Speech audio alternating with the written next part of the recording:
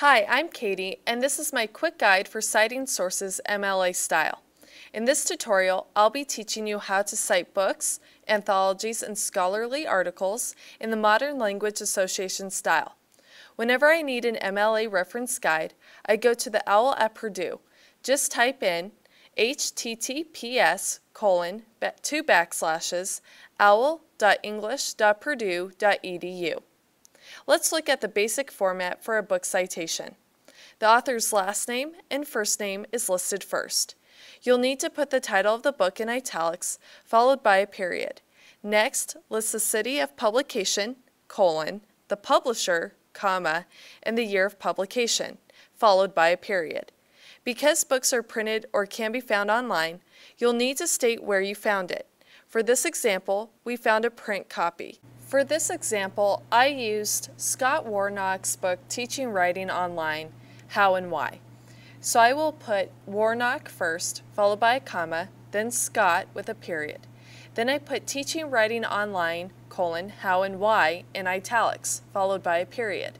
I put Urbana as the city it was published in, followed by a colon, and then the National Council of Teachers of English, followed by a comma, with the year 2009 in parentheses, followed by a period, and then I noted that it was a print copy, followed by a period. Notice that I indented the second line. For a book with more than one author, we'll list the first author's name as last name, comma, and first name, but this time we're going to add a comma and type the second author's name in first name and last name. Next, you'll italicize the book's title. Type the city the book was published in, followed by the publisher, and the year. This book was also in print. To cite an anthology, you would do the following. State the last name and first name of the author, the title of their work, then you would italicize the title of the anthology. You would put ED, period, for the editor, then the editor's name, the city of the publication with a colon, then the publisher, year it's published in, the pages of the work, and then print. So for example, Robert Tremmel wrote Striking a Balance, Seeking a Discipline. So I would have his last name first and then his first name, then his work in quotations, and then I italicized the Norton Book of Composition Studies, followed by a period, then the editor, period, Susan Miller, period, the New York, W.W. Norton and Company, the year it's published in, then the pages, and then print. Remember to indent the second line. Lastly, let's look at how to cite scholarly articles. Include the author's last name, first name, followed by the title of the article in quotations.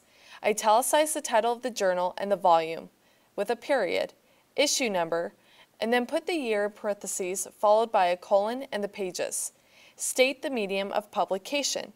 If you found the article on an online database, after the page numbers, you'll italicize the database with the name, period, web, period, and then the date you found it. So for example, I used Marilyn Valentino's article.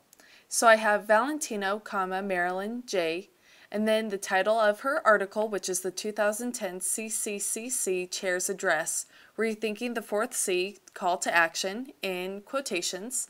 Then I italicized College Composition and Communication with a comma, and then I had the volume number and then the issue number, followed by the year that it was published, followed by a comma, then the page numbers, and then I italicized the National Council of Teachers of English because that's the database I found it on, followed by web, and then the date I found the article.